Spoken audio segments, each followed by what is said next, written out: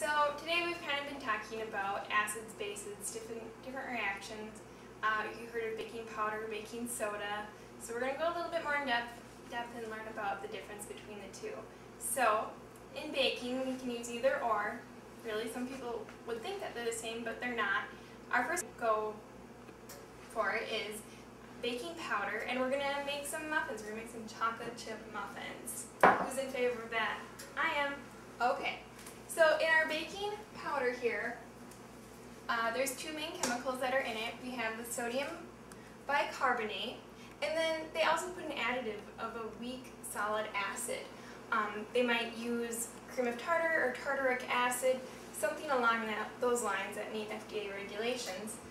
The proton from the weak solid acid that they add in actually interacts with our sodium bicarbonate. So when that interaction occurs, it's fine in the dry state. When we mix them in the dry ingredients and then we add in the wet ingredients, we kind of get some reactions going, but then the baking process, the heat, really increases the rate of the reaction. Once we do that, we start to see more products develop. Our products are water, sodium ion, and carbon dioxide gas. The sodium ion actually just kind of dissolves in the mixture and it becomes a spectator ion at that point. The carbon dioxide gas, well, it forms in a gaseous state, and then with all the heat, it produces more and more, and since we have double acting baking powder, we're going to have a good release of carbon dioxide right away and then continuing throughout the remaining of the baking process. So the carbon dioxide gives our muffins that nice fluffy texture that we love. So here we go, we're ready to start mixing our ingredients together. First thing we have our wet ingredients. We have 2 eggs, some butter and milk. First thing we have our wet ingredients. We have 2 eggs, some butter and milk.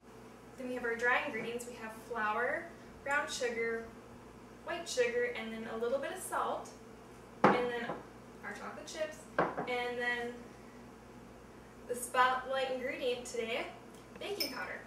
Alright, so let's mix our wet ingredients. Our 2 eggs, let's try and get most of them in. Here we go.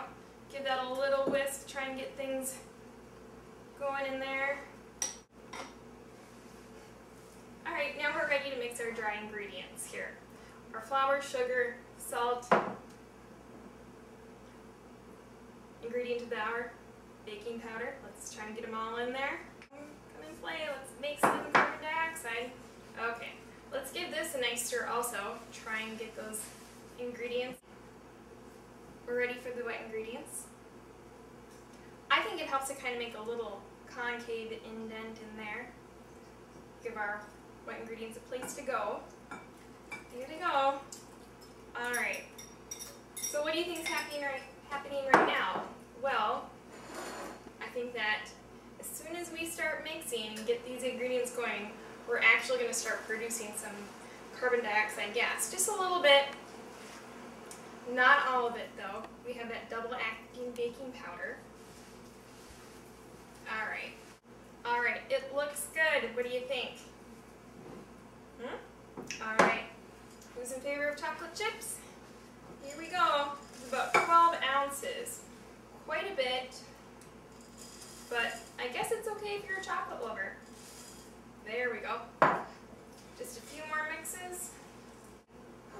We're ready for our muffin pan. We're going to put this in there, get it in the oven at 400 degrees, let it bake for about 15 to 20 minutes.